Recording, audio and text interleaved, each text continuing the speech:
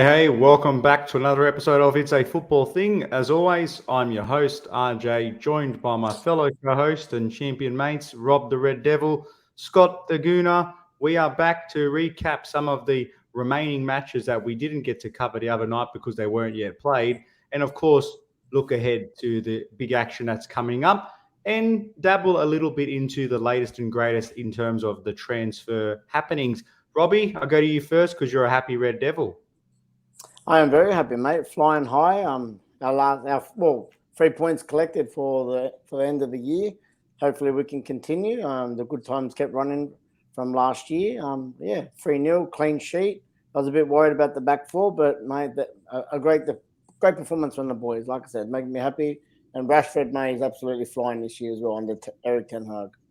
Beautiful. And we'll go into plenty of that in a little bit more detail. But Scott, how you holding up, man? We got to catch up last night. You pulled up on all good? Always, mate. Bounce back like a trampoline, mate. All good. Top of the table, flying high, can't complain. And here with you lads as well. We'll also be dropping a little bit of information towards the end of the stream about some changes to the show's structure. So make sure you keep an eye out for that later in the stream as well. RJ, how are you, boss? Doing well, my man. Got to hang out, got to see the Mighty Blues bounce back and get onto the winners run again, which was nice to see. All of us got a win, which is quite rare these days. And of course, the other Manchester team back in the winner's circle to put pressure on the high-flying Gunners. So without further ado, I think it's fitting, Rob, down south. Talk us through Manchester United's big win against Forest. Yeah, man. Look, first half, I have to say, a great performance in the first half, has to be said. And yeah, like that, I have to give a bit of credit to Forest. They did hold out for about the 20-minute marks, even though we had much of the possession and were, peppering their goal. We had a lot of shots on target. Their goalkeeper was quite good. Hennessy, I think it was, that overtook Henderson in goals. But then it was just bang. It was kind of 2 shots, 2 goals in 2 minutes, and then that kind of nearly put the game to bed in a quick fire time. Really nice goals, man. Casemiro, mate, he's been like a fine wine since he's joined us. His first couple games, he started from the bench, a few cameos. A few people thought, is he going to do it in the Prem? But he really has just showed his class now. He's an essential part of our midfield, and him and Eriksen as well. Two new signings from Eric, and they've really blossomed and really balanced the team. So, look, a really nice goal, a set piece from off the corner, Eriksen to Rashford, and then a really good counter attack which started with Casemiro in our own half from Martial to put it. So 2-0 before half time. I thought, we could go on and score another couple. Second half, we did take the foot off the accelerator quite a bit. It was got a little bit messy, but I think the boys knew the game was dead. And I am kind of glad we got that third goal late on just to make me feel, another nice goal in the second half. Again, Casemiro won the ball.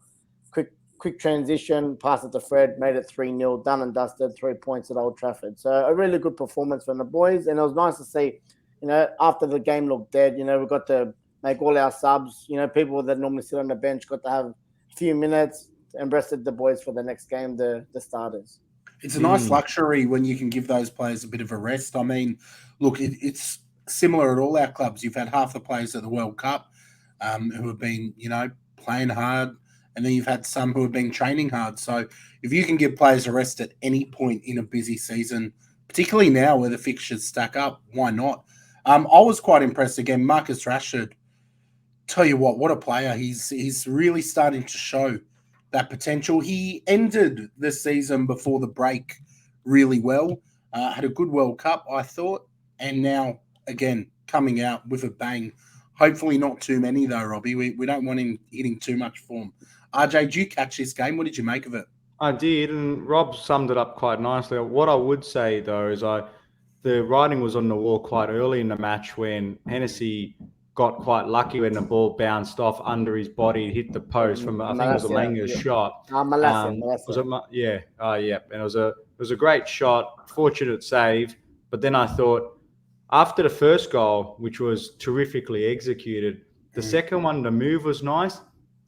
As a former keeper myself, it was pretty poor. He should have done better. It was slippery conditions, but he got a strong hand to it. Got to be doing better than that in the Premier League. And that's what separates the best keepers from the rest, I suppose. But fair call as well for Forest's disallowed goal. VAR got involved and did its job, and that's the best of VAR when they did correctly rule out that goal right before the stroke of half time, and that could have changed the dynamic. 100%, I agree with you there. So it was fair call, but Forest overall were the inferior team, and United just too good on the day. I think Forest are 100% down, man. I don't see any way to stay up in the Premier League for them. They're just they're a shambles, Forest, for me. We've got them next, so here we're going to see Barcelona reinvented for sure. Well, look, let's jump into your team though, RJ, because you had a nice win, comfortable win. But one of the big talking points from that match was Reece James. Robbie and I both put him into our FPL teams. We were pumped. You were pumped because he's such a pivotal part of how you play. And then he comes off with a knee injury, rumoured to be out for about a month. Yeah. What were you thinking when he went off? This is shattering. He's a young talent. We all know the quality. We know he's a genuine X factor, and he's one of the most important players for not just our team, but he could have been another dimension to England's team if he was available as well.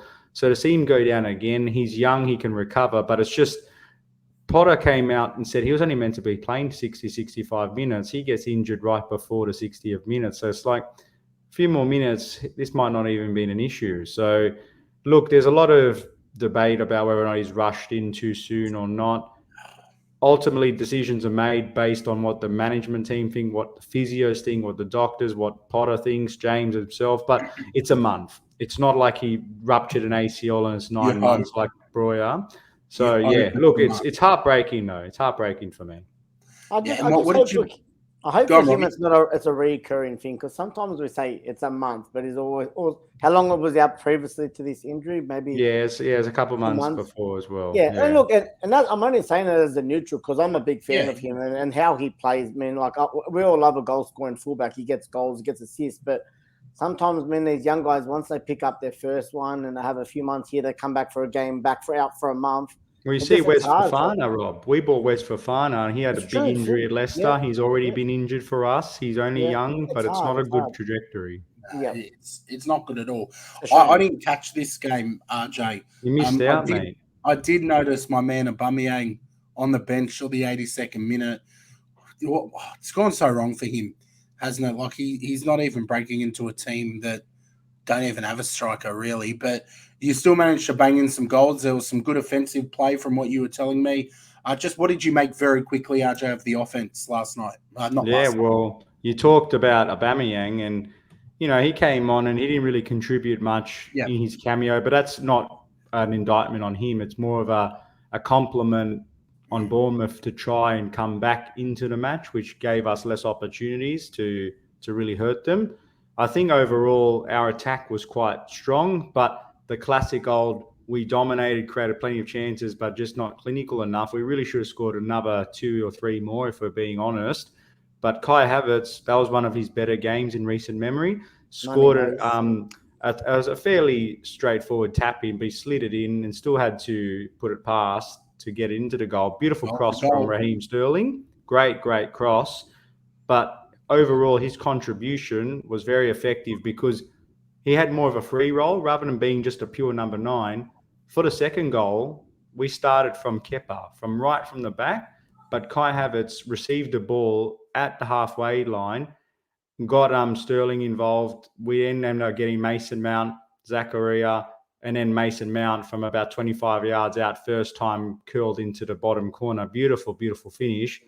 But between those two players, Mason Mount and Kai Havertz, they were both instrumental. And it's nice to see Mason Mount being used in a more box-to-box or attacking 8 sort of role rather than just more of a forward man. So overall, strong display. And Zakaria and Jorginho complemented each other quite well because we all know Jorginho, when he's got time on the ball, he can conduct things without too much pressure. But Zakaria, the physical specimen he is, he covered him quite well. So, overall, very happy with the performance. Just a shame about Reece's injury. Beautiful. Let's move on. Obviously, this morning's match, boys, Manchester City 3-1 against Leeds. We had the man Mr. Haaland, another I double. predicted a brace. Just want to say it. You did. I mean, look, it's hardly the world's most dangerous prediction to make. Haaland scoring a double. I mean, yep, fair shout. I actually thought Grealish played very well in this match too. He, again, you don't agree? You don't think he played well? He missed Robbie? two gilt-edged Mate, chances. He How missed can you say that? two assists. He got 2 assists. The 2 assists made his stats look great. For me, I would have hooked him at halftime. The guy So I thought his attacking he should movement have had was good. about 5 goals today, and Pep Guardiola was sitting there the same as me, shaking his head. I think it was harder to miss his sitters than it He's was. got to be better than He that. contributed for the assist, fair enough, well done. It's not hard in a team like City against Leeds. But and like I said, it wasn't until right on half time that they even scored the goal, to be fair. Leeds did hold their own as well in the first half. 100%. It was a bit like our game in that sense, where they came alive in the second half. I think that's a bit harsh on Grealish, though, because you know what? Okay, he missed some chances, but you've got to be in the right position. I think for someone who got basically nothing at the World Cup and hasn't played in a month, to come on and look that lively, he's not Haaland. He's not in that caliber of player, but I thought there were some promising signs. I also liked Pep's post-match remarks about Calvin Phillips, where he said he was enjoyed Christmas too sexy much, like maybe. him. He's a bit of a character, Pep, but look, I don't know if you boys wanted to add anything about that match. I mean, Yeah, what do just you on say? Grealish, I do want to say, though, that it's all well and good that they won 3-1, but if they walked away from 1 or draw and people look back on those, they weren't just chances. He should be doing much better with clear-cut chances. So he got away with it in the sense that he contributed to the assist for Haaland's first goal. But, yeah, I think we reflect on that a lot more critically had they not got away with that result. So, I don't know. They're just lucky to have those problems, aren't they, City? True. I think you boys been a bit harsh on old Jack, mate. He's done all right. I'd take him. He'd make the starting lineup.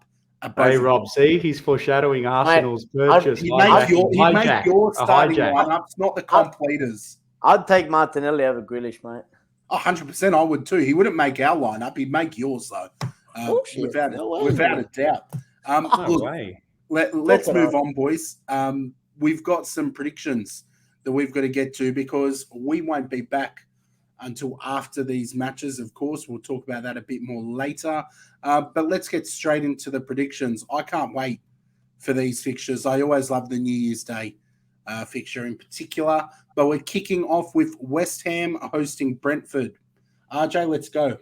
I reckon Brentford get this one, boys. I'm not impressed with what I'm seeing with West Ham at the moment. I know at home it helps them, and Brentford haven't been the best away. But I'm just liking more of what I'm seeing with Brentford relative to the Hammers, and I think they walk away with this one 2-1 to the Bees. You took the words right out of my mouth, man. 2-1 to Brentford. I like it, boys. I will go play it a bit safer, but I'll go 2-2. I do like the Brentford shout. That would have been my next prediction, Robbie. We've then got Liverpool, resurgent Liverpool at Anfield against Leicester. I don't see anything other than a Liverpool win. I think they're really about to step it up. I've said this about 8 times this season, and every time they haven't. But this is the time. I'm going with Liverpool 3-1. Rob? I'm going with Liverpool 3-0. RJ? I'm going more ambitious. I think 4-0 to the Reds. Leicester have been woeful. I wouldn't be surprised if Rodgers gets axed very soon. I've been saying that all season. Why wouldn't you axe him before the World Cup, though, if you're going to? Well, they had that little bit of a resurgence just for a couple of weeks, I think, just to keep him. Flash in the pan, Rob. Flash in the pan. I don't see him getting the sack. Because if he... Go on, Rob. No, they held on to him for so long. Every week we kept saying the next one's going to be the sack. He'll get another L. Rumours are they don't want to pay him out. Shocking. They don't want to pay him out. Shocking. So, look, we'll say your team's up next, though, Rob, because Wolverhampton Wanderers are hosting Manchester United. Now, Rob did the dirty. We put a group multi on this morning for all of our teams to win. What's Rob done? He's put his team as a double chance. Oh, the old hedge. First of all, mate, I'm calling you out. That's not a football thing. That's poor form, mate. What? Talk to us. It's poor form as a supporter. As a PC member, that's playing it safe, in my opinion. I'm going to call him now Sonic the Hedgehog, mate. I'm going to call you Sonic. Mate, call me what you want. Look, boys, I'll call it how it is, mate. And look, I'm hoping we have been in really good form. I think, in the last 14, we've lost one game. We've been scoring, we've been keeping clean sheets. Even with a makeshift back four in the last couple of weeks, we've been keeping clean sheets, which is a positive. World Cup winner Alessandro, he could be in contention as well for this. So, look, the more I look at that, we should be winning this game. But it's just in my head as a pessimist that Wolves are one of those teams, no matter if they're coming last or first or whatever they're on the table, they're just one of those banana skin teams for us, especially at Molineux. And it's because we've played them so many times in the past 5 years. We normally play them the normal twice a year plus 2 times in a cup or something. We always seem to end up with the Wolves. So, look, my head's saying just on stats, this is going to be a 1-1 draw. But look, I'm gonna be, just for you guys, I'm gonna be that little bit peasant. I'm gonna be more positive. I'll go for 1-0 to United because we've been so good defensively and Casemiro's in the midfield. But it would not surprise me if we do drop points in this game if we're going to drop any coming up. 3-1 Manchester United. I hope I reckon 2-0 United. Wolves have been. I know they got the last minute winner against Everton, but they were second best for that whole match. That for me gave me a little bit of a scare. Away at Everton, like they got the new manager. Everton are no one, mate. And they bombed a lot of chances. I did watch that game. Wolves were very lucky to get out of that one. Well, I'll take your word for it. I didn't say that one. Look, I hope we get the win, boys. Especially, it'd be nice to go into the new year with 3 points away. Yeah, yep. Can't argue with that for you, boys. Bournemouth, Palace. Just quickly, RJ, give us your thoughts. It's at Bournemouth, isn't it? Correct. Yeah, and they had the 2 straight reds for Palace. That's going to hurt them. Therefore, I think the Cherries take this one out to 2-1. I'm going 1-1. I'm going 1-0 as well. All right, next one, Fulham, Southampton. I think old mate Mitrovic is in for a goal in this one. I'm going 2-1 Fulham. Robbie? I'm going 3-1 Fulham. You like Fulham, don't you, Rob? Yeah, I've picked them a lot this year. You've got plenty of time for them. I think they've been good, man. For a promoted team, I think they're doing really well. And Mitrovic is scoring goals as well. Love it. RJ? Yeah, I think you're right. Again, not a revelationary prediction of pick Mitrovic to score. So I think they will win 2-1 as well. Mitrovic is in my FPL, boys. Get on him. I'm telling you, he's a cheaper option than your Harry Kane, and I think even outscored him again this week. I've had him from week 1. I've only just got rid of him now for Eddie Nketiah, just because I think I'll make a bit of money on him, bit of profit in the bank. I've got so much money in the bank this season, I don't know what to do with it. Trying to get big Mo Salah back in the team. Next one, boys. Manchester City, Everton. RJ, kick us off. Yeah, it's going to be a struggle for my boys, my Toffees. I'm going for Super Frank, but I think they're going to struggle. I think City take this one. I'll go 2-0. I think Everton are going to be resisting as much as they can, but I think City take it 2-0. Look, to be frank, I think it's going to be a big win for Man City. I'm going 3-0. I couldn't have seen Borges scoring that one against Frankie Lampard. I'm going to agree with RJ on this one. I think they'll try and be resilient, but there's too much quality. 2-0 as well to City. Next up, Newcastle United hosting Leeds. Newcastle will probably take it easy because they've got a hard match after that. They're playing the mighty Arsenal. But I think Newcastle beat Leeds. They're just in great form. Defense looks so solid, and Miguel Almiron, Bruno, they're all playing so well. I'm going 2-0 to Newcastle in this. Arj? Yeah, Newcastle's defense, man, it's the best in the league. I think it's like 11 goals or something, and it's just they're in black and white hot form. So it's a black and white result for me. Newcastle 3, I reckon 3-0, to be honest. I'm sure Paul, Shane, and co would be very happy with that. Robbie? I'll see you're 3-0 and raise you to 4-0. And I'm being serious. I really think that they've got in their locker to do it as well. They're playing champagne football. They've got their eyes not set on top 4 anymore. They want to push the big boys, and they're playing good football. They're right in this, man. They're right in this league. And they've got no European fixtures. We have to remember that. Like, I know it's crazy, but that's a big thing. When all the other boys are in Europa League or Champions League, that's another little free pass for them as well. I just worry about their depth. I mean, it's something I worry about with my own team too. Transfer window time. Can they 100%. They play the same team, it's just consistent, very consistent. There's not really, you know how with United, for example, Anthony didn't play and Martinez, and you can mix it up a bit in your attack. They don't really mix it up. So a couple of injuries to key players could really derail them. But that could be said for any of our teams, couldn't it? But Robbie makes a good point, though, about you both make a good point. They haven't got much depth, but a big cause to a lot of injuries is overload and fatigue, contributing to that. And when you're only playing one game a week because you haven't got any other competitions, you're less likely to have those fatigue or load-related injuries. So we'll see. True. All right, next up, Brighton hosting Arsenal. One of my favourite fixtures, New Year's Day. I'll be getting up nice and early for this. Bugger the fireworks. They're not important. The fireworks will be on the pitch, boys.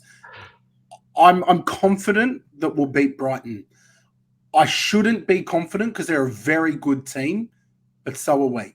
And I think we beat them 2-1 in a really gritty affair, to be honest. RJ, you were shaking your head a lot, mate. What do you think's happening?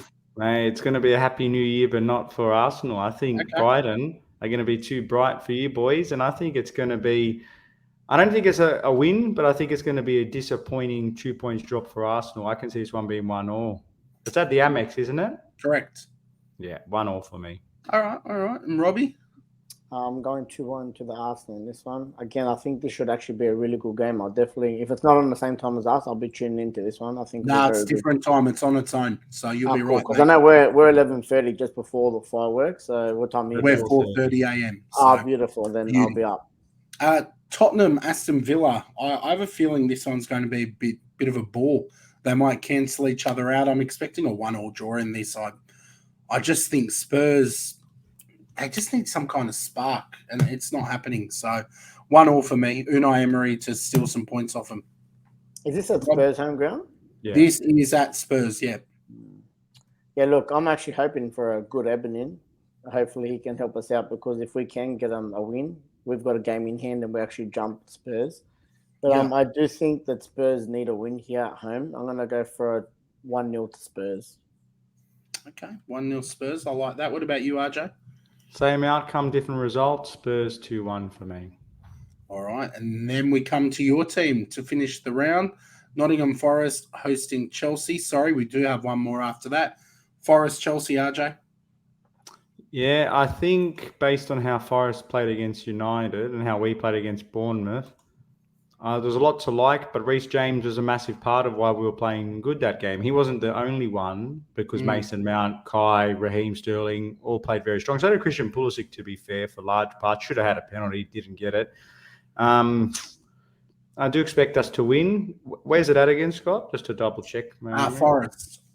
Yeah, so that does give them a little bit of a spike, a bit of resistance, but I think we'll break down that resistance, and I expect us to win this one. I'll go 2-0 in the end to the Blues. Yeah, I'm going 2-0 to Chelsea as well. Rob? There's our New Year's Eve hat-trick, boys. 2-0 as well to the Blues. Let's quickly smash through this one as well. We've got then another fixture. No, sorry, we won't need to talk about that yet because that's on Tuesday morning. So we can talk about, though, the way that this show is going to be structured. We're going on a little bit of a trial, mixing up the way we're delivering you content at the moment, particularly at this busy time of year with holidays and family commitments. So the It's a Football Thing podcast from next week, correct me if I'm wrong, boys, we will be live on Monday evenings at 8:30 p.m. So same time, live chat, get all of you guys in.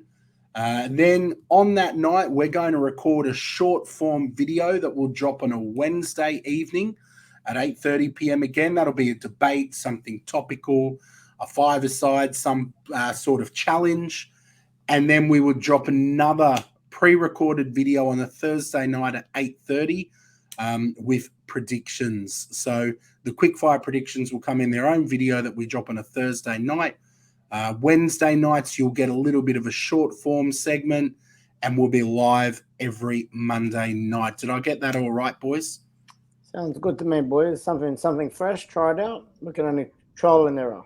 I just want to make a couple of points on that. So, like this pre-recorded one and how we'll discuss in the recap and the predictions, we really want to hear in the commentary what you guys think of what we've said, where we're wrong, where we're right, what you agree with, what you don't. Same thing with those future videos as well, because the Wednesday one in particular will be interesting because, like Scott said, it'll be maybe one with a guest, one that's talking about five-a-side, one that's talking about, tiering, et cetera, et cetera. So it's not time specific, but hopefully you find it equally entertaining because it's all going to be about football, of course. So make sure you share your feedback because we want to hear it. That's right. Let's quickly wrap this one up with some transfers. Robbie, there's been some rumours coming out, some stuff from Ornstein. Neither of us has seen that live, but we'll go with the majority, saying that Manchester United will only be looking at loan signings in this window. I know you're a fan of loan signings, Robbie, but do you think that's the best way forward for Manchester United right now with so much positive momentum? I'll say yes, actually. Now obviously we've missed out on Gakpo, which I thought was coming in. Obviously we've missed the boat on him. I think actually our loan is probably the best way to go now, and I think it works on both ways. Trial and error, as I said. Bring him in second half of the season, 6 month loan, whatever you want to call it. They get the taste, a bit of taste of them. We get a bit of a taste of them. If they succeed, I'd say there's a contract extension or obligation to buy. If it doesn't work out, we send them back to where they come from. The two main I'd say people, Felix we're looking at and Depay. Look, I'd be happy with both. I was screaming out for deadline day Depay on the last window. It didn't happen because I think we needed that backup striker. Now we definitely need a backup striker. He's one of them. Obviously, Felix is the other one. I think there will be more competition for him. I think maybe a few Champions League clubs surely should be in for him as well. He's a quality player. For him, when you look into the Glazers' point of view, I think he will be an expensive loan, and I think all wages to be covered. Again, it should be working out both ways because we've just let Ronaldo go on massive wages, so I don't think we'll have an issue with the wages. But yeah, I think we'll be fighting some competition with him. I'm happy with either of them, but for me, we definitely need another someone that's going to come off the bench or someone in case of an injury because we've seen what happened to Arsenal for the same reason last year. They were a bit thin up front. If you lose a few players, they missed out on top four. We need top four this year, so we need that extra boost, I think. Spot on. RJ, what's going on in the Chelsea world, mate? Did you sign a Fofana? We did, mate. And based on recent Fofana signings, I'm sure it's going to be a bang. Hopefully they play a few games. That would be nice. But a nice Ivorian striker, we haven't had a good history of good Ivorian strikers in the past. So let's hope we have a similar renaissance of one here. Fofana I'm referring to. And yeah, he's a low-cost option, but we obviously need to top up our striking department area. So that's nice to get him under the bag. But obviously, with Reece James's injury, we have confirmed that we're on the lookout for another backup right back. So I do expect us to lock something in Jan. But I'm more interested to see in some potential outgoings as well, particularly based on those that perform quite strongly in the World Cup. For example, does the Moroccan magician Hakim Ziyech now finally confirm his departure? So lots going to happen in the Chelsea space in January. And on the Arsenal front, not much happening at the moment. The Mudryk bid has been rejected. They're going to want a bunch more money. But for me, I'm not fussed if we don't go and spend 80 million on a player in the Ukrainian league that I don't know a whole heap about. And that's no disrespect to the Ukrainian league, but it's a big step up. I would much rather, if we are going to invest those kinds of funds, bring me Felix. I think you guys should be in for Felix as a neutral. I was even talking to he just fit our style of play too. I think he slot him really well. I think you're crazy not to in your position, and you guys, you guys are be shining right now, saying, "Hey, we're top of the league. We're fighting for something." Come win a title. Why wouldn't you want to? Best time to attract someone. 100%. I definitely think you guys. If you guys aren't in for him, then I think it's stupid. That's right. Well, look, what's not stupid is this stream, mate. There's been some quality in here, boys. Nice to pre-record one with you. We will be back, as we said, Monday, 8:30 p.m. Make sure you don't forget it. Hit the notification bell. That's the best way to get reminded when we are live, particularly with the change at the moment. Do either of you want to finish us off with a quick fire? I've got one if neither of you do. I've got two. I've thought of some quickly. I'll throw my two. We've seen plenty of goals this season. Give us one that sticks out to you from your team. Jeez, I'm trying to think back. God, the World Cup messed me up in between. You go first, Roscoe. Well, I'm trying to think of one for my team. We scored a few decent ones, no doubt. But you know what? Just use this week's one as an example. From back to front, first time finish from Mason, 25 yards out. So, yeah, I'll throw that into the mix. That's right. Look, who did Granit Xhaka score a belter against? Was it United? Robbie, was that this season? No, that was last. No, that was last season. Look, for now, I know he scored a rocket against someone. I can't remember who, but that stood Thomas out. Partey's one as well. Yeah, that was in Yeah, was that Spurs. the North London derby? That was against Spurs. North That's London the derby. one. That and Oh, even yeah. Eddie Nketiah's goal against West Ham was brilliant. Such a good technical goal. Fresh in the memory too. What about you, Rob? Yeah, look, and it's honestly nothing to do with your team, Scotty. But for me, my course memorable it's not. one this year was Anthony's opening goal on debut against Arsenal. I just thought for someone to come in on debut, 100 million, big price tag, straight for the end. I think it was a dream goal, and one I always remember anyway. Me too. You got another one for us? Let's go. And last one, favorite live game you've attended this season? Oh, favorite live game has to be a MacArthur one, doesn't it? Roscoe. Australia Cup final. It's got to be. Oh, Australia there we Cup go. final. Yes, thank you. I've been terrible today. It's definitely that for me. What about you, Rob? Obviously, for me, it's got to be our derby win against the Smurfs away, mate. Well, just great atmosphere, great goal. The whole thing, the whole day was perfect. So I'll have to say that one. Yeah, and I'll also throw into a live game because I went to both Everton versus Celtic to see Ange and obviously Super Frank, but then Everton versus Wanderers was also a good game to watch live. To see another Premier League team playing is always nice. Spot on. Give us your other quick fire. Oh, you've done yours, Rob. RJ, you got one? Yeah, just one quick leap and still anchoring off the back of the World Cup. Player that you would take for your team based on their World Cup only, their performance in the World Cup. Who's a player you would take for your team? Kylian Mbappe. So, okay, fair enough. Easy Going answer. Okay, no worries. Look, I think everyone that Fernandez from the World Cup winning Argentina, I think he's going to be hot property again. And for me, Bellingham, I'm a massive fan. If he could have had a shocking World Cup, I still He's would going have to won. Liverpool, I reckon. 105 million for Fernandez apparently, Yeah. but Bellingham to Liverpool. Apparently, edging we're in closer. for him, but for me, until I see the shirt sometimes now with all the rumors with United, especially 105 million for Fernandez. No, Relax. from Lisbon. Settle yourselves, not you two. Like, he had a great World Cup, yeah, but no one had ever spoken about him before the World Cup. Relax. That's his release clause, apparently. That's what people want now, mate. You have a good World Cup. You're young. Boom. It's ridiculous. It's like Commercial. look at the other guy It's you're talking commercial about, value. the Yeah. Ukrainian guy, 100 million. You barely know. He didn't even have a good World Cup. They didn't make it. Yeah, So that's what I'm saying. Right. Well, before I start getting cranky pants, let's wrap this one up. I'll save mine for Monday, boys. Enjoy the rest of the evening, of course. I'll see you on New Year's Eve, Mr. RJ. Robbie, if you're back in time, I'll see you for the Wanderers MacArthur Bulls derby. Who knows? But boys, enjoy the time with your family. Enjoy your football, of course. Take care, everyone. Take care, guys.